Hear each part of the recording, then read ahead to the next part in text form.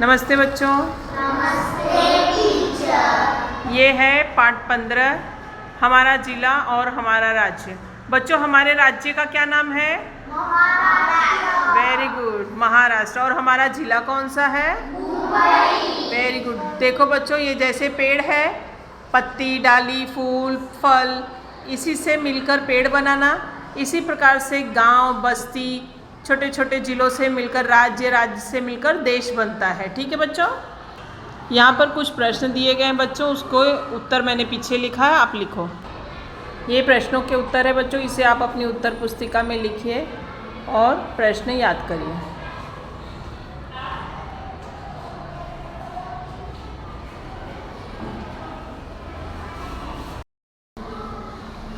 यहाँ पर बच्चों हमें कुछ गांव, तहसील और ज़िले दिए गए हैं, उन्हें आप अलग अलग रंगों से भरिए।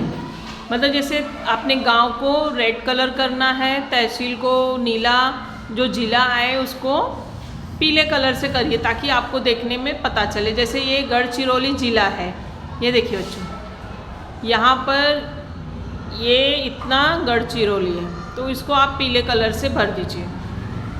ये देखिए बच्चों, ये नक्शा पढ़ने की आदत डालिए बच्चों। हमारा महाराष्ट्र राज्य बनाने के लिए भी आपको पहले इस तरह से दिशा निर्धारित करना पड़ेगा। राज्य की सीमा जो इस तरह की लाइन रहेगी, ये देखिए, इसका मतलब वो राज्य की सीमा दर्शा रहा है। जिला, सीमा, जिला, जो सीधी सीधी लाइन है वो जिला दिखा रहा है। राज्य की राजधानी बच्चों, एक ब्लैक है और एक उसके आगे भी सर्कल है। ये देखिए आपके राज्य की राजधानी मुंबई।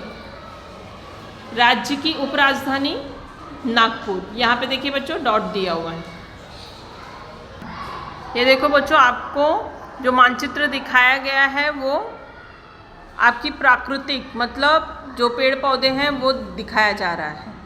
तो ऐसे मानचित्र हमेशा ध्यान रखना बच्चों, हरे रंग में रहते हैं। यहाँ पर देखो बच्चों, आपको नदी की ये ड्राइंग बनाई गई है। घाट, दुर्ग, शिखर, मतलब जो त्रिभुज में है वो शिखर, वो जैसे राउंड में है वो जिला का मुख्यालय, जिला मुख्यालय। एक लाइन है वो बांध। तो आपको यहाँ से बच्चों ये ढूंढ के लिखना है। ये देखिए ये गोल है, तो मतलब ये यहाँ पे जिला मुख्यालय आपको मिलेगा। जो स्ट्रेट लाइन है सीधी, वहाँ पे बांध मिलेगा। यहाँ देखो बच्चों, आपको बांध भी दिखेंगे, उनके नाम आप लोग लिख लो। यहाँ पे देखो बच्चों, आपको 12 क्वेश्चन दिए हुए हैं, उसके उत्तर मैंने यहाँ लिखा है, आप लोग देखकर लिखो और याद करो। ये प्रश्नों के उत्तर है बच्चों, अपनी उत्तर पुस्तिका में ध्यान से लिखो और इसे याद करो।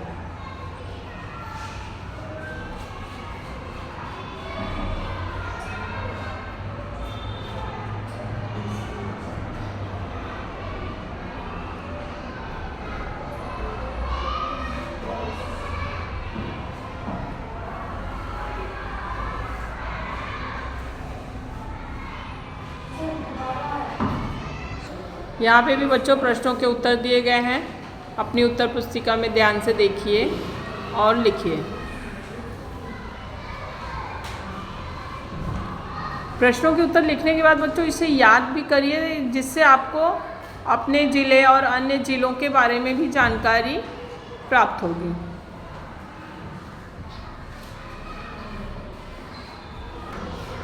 क्या तुम जानते हो, इसके माध्यम से बच्चों ये आपको बहुत ही महत्वपूर्ण जानकारी दी गई है, इसे आपको याद करना है। आप बड़े हो जाओगे तब तक आपको ये सब काम में आएगा, इसलिए ये सारी जानकारियाँ आप लोग लिख लो और याद करो। देखो बच्चों, ये भी महाराष्ट्र का नक्शा है। मैंने आपको कहा था कि जो भी नक्शे में हमें जल दिखाई देगा वो ब्लू कलर से होगा।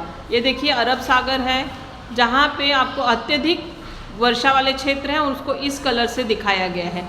जहाँ पे मीडियम पानी बरसता है, मध्यम दर्जे का, वहाँ पे ये कलर दिखाया गया है। जहाँ पे बहुत ही कम वर्षा, इस प्रकार बच्चों आपको अत्यधिक और मध्यम और कम वर्षा वाले क्षेत्र की जानकारी मिल जाएगी।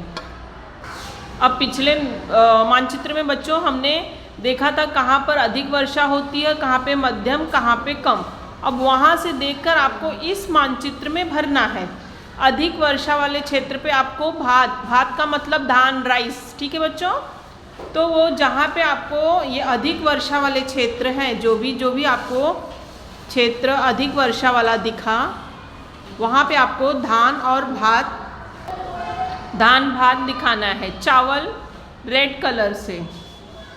अभी ये आपको नक्शा मैं बनाने के लिए बता रही हूँ बच्चों। जहाँ पे चावल पाया जाएगा वहाँ पे रेड, जहाँ पे ज्वार पाया जा रहा है वहाँ पे आपको ट्रायंगल बनाना है। बाजरे के लिए ये चित्र, अरहर के लिए ये चित्र, सोयाबीन के लिए ये, मोठ के लिए ये चित्र। इस प्रकार के आपको यहाँ पे जिलों में भरना है बच्चों।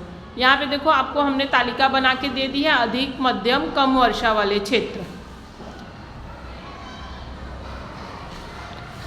खेतों की फसल का उत्पादन जलवायु, मिट्टी तथा पानी की उपलब्धता पर निर्भर होता है। महाराष्ट्र के विभिन्न क्षेत्रों में कम अधिक वर्षा होती है, इसलिए फसलों के संबंध में विविधता पाई जाती है। महाराष्ट्र के मुख्य व्यवसाय खेती है। राज्य की अधिकांश खेती वर्षा के पानी पर निर्भर है। इसे असिंचित या बारानी खेती कहते हैं। कुछ स्थानों पर सिंचाई द्वारा जल आपूर्ति करके कुछ अनुपात में खेती की जाती है, उसे सिंचित खेती, बागवानी खेती कहते हैं। वर्षा के समय होने वाली फसलों को खरीफ की खेती कहते हैं। शीतकाल में की जाने वाली खेती को रबी की खेती कहते हैं। ये सब बच्चों आप लोग को याद करना है। यहाँ पे बच्चों ये मानचित्र आपको प्रमुख फल एवं व्यापारिक फसलें, जिससे हमारा व्यापार होता है बच्चों, जिसको एक राज्य से दूसरे राज्य में या एक देश से दूसरे देश में बेचकर पैसे कमाए जाते हैं, उसे व्यापारिक फसलें और फल कहते हैं। जैसे मैं आपको बता दूं, ये बच्चों देखो आम बना हुआ है ना, आम की ड्राइंग। तो आपको अब यहाँ पे ढूंढना है बच्चों कि आम कहाँ पर बना है।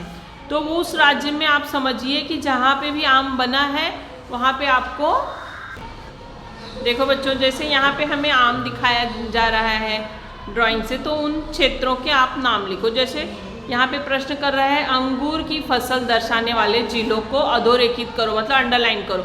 ये देखो बच्चों अंगूर की डिज़ाइन कैसी है, ये ऐसी।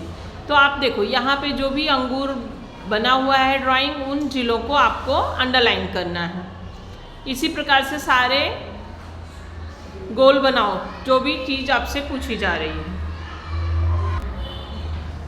इसे सदैव ध्यान में रखो। सदैव ध्यान में रखो क्यों बच्चों? क्योंकि आप बड़े हो जाओगे तभी भी आपको ये सब काम में आएगा, इसलिए इसे पढ़ो और याद करो।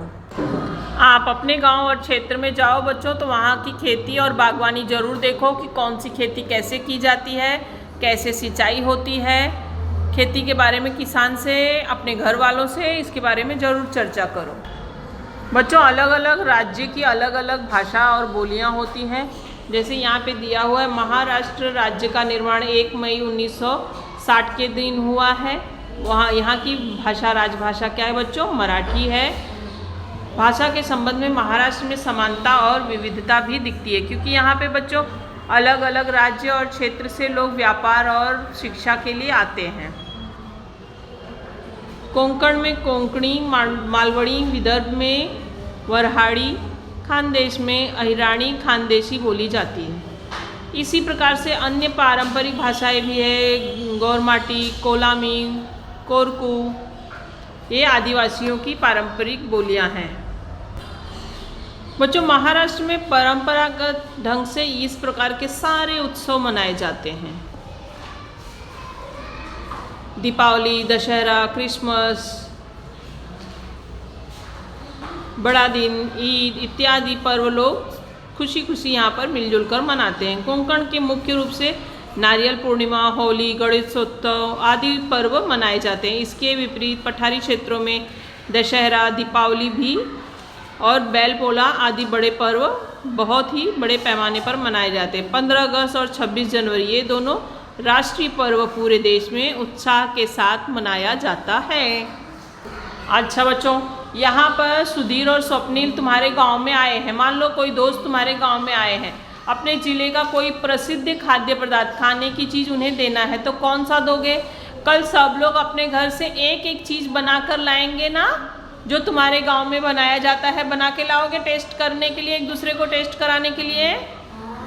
जोर से हाँ बोलो। तो कल मैं देखूंगी किसकी मम्मी क्या चीज़ अच्छा बनाती है। बच्चों यहाँ पर कुछ और प्रश्न उत्तर दिए हैं, प्रश्नों के उत्तर मैंने लिख दिए हैं, आप अपनी उत्तर पुस्तिका में लिखिए। ये है हमारे प्रश्नों के उत्तर बच्चों, इसे आप लोग अपनी उत्तर पुस्तिका में लिखकर याद करिए।